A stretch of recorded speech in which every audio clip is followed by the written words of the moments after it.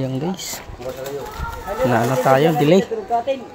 So bumili pa tayo ng welding rod, tapos nag-upa pa tayo ng welding machine para maano lang to dito.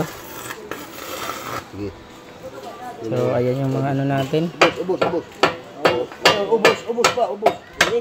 sige.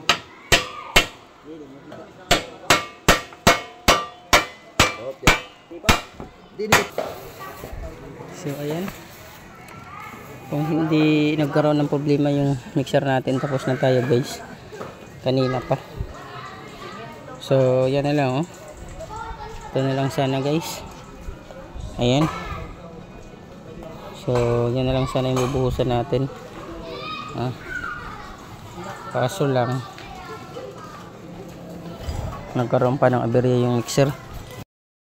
So ayan, dalawa yung halo natin guys. So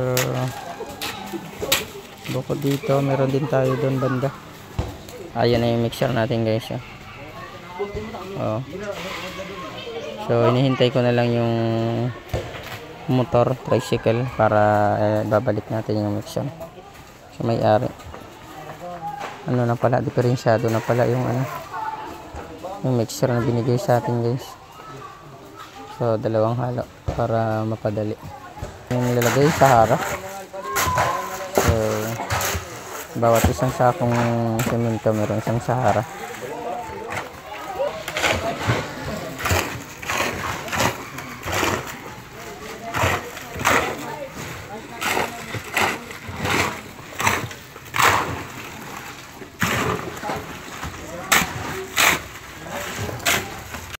So ayun guys, matapos na din tayo.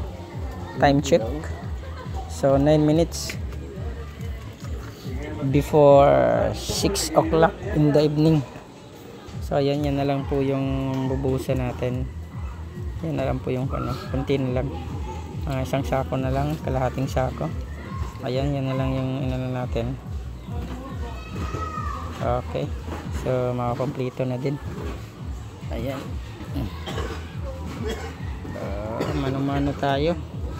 Minalas tayo sa mixer, umulan na nga. Lagay tayo ng trapal. Ayan. Tapos nasira pa yung mixer.